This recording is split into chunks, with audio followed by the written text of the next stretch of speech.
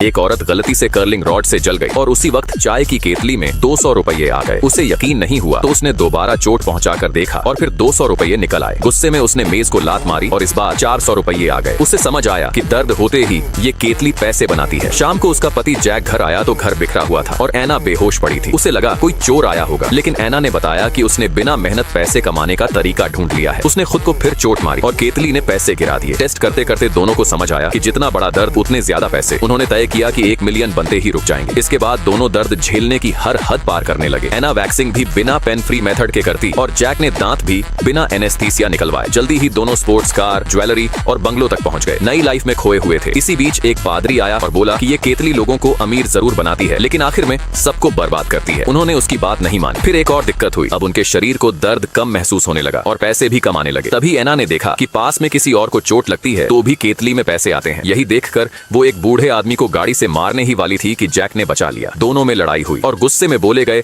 हर दर्दनाक शब्द से भी केतली पैसे बनाने लगी। फिर सच बोलने का सिलसिला शुरू हो गया। जैक ने कहा कि उसे शादी के बाद भी अपनी एक्स याद आती थी। एना ने बताया कि उसने उसे धोखा दिया था, वो भी उसके दोस्त के साथ। यह सुनकर जैक तिलमिला गया और उस दोस्त दाजवान से लड़ने चला गया। झगड़े में दाजवान को केतली के बारे में पता चल गया। जैक और एना ने सोचा कि अब इस चीज को खत्म कर देना चाहिए, लेकिन उसी रात दाजवान उनके घर से केतली चुरा ले गया। वे उसे रोकने उसके घर पहुंचे तो वही पुराना सीन, घर बिखरा हुआ, खून के निशान और दाजवान अब उसकी पत्नी भी दर्द देकर पैसे निकाल रहे थे। अब वो केतली छोड़ने को तैयार नहीं थे। तभी 2 दाढ़ी वाले लोग अंदर घुसे और बोले कि ये केतली असल में उनकी है और वो इसे पैसे समेत वापस लेंगे। गोलीबारी हुई और केतली लगातार पैसे उगलती रही। आखिर में कमरे में 4 लाशें और ढेर सारा पैसा पड़ा था। जैक और एना बाहर निकले तो वही पादरी मिला। इस बार उन्हें समझ आ चुका था कि ये केतली सिर्फ लालच बढ़ाती है और बर्बादी लाती है। उन्होंने केतली उसे दे दी। पादरी इसे समुद्र में फेंक आया और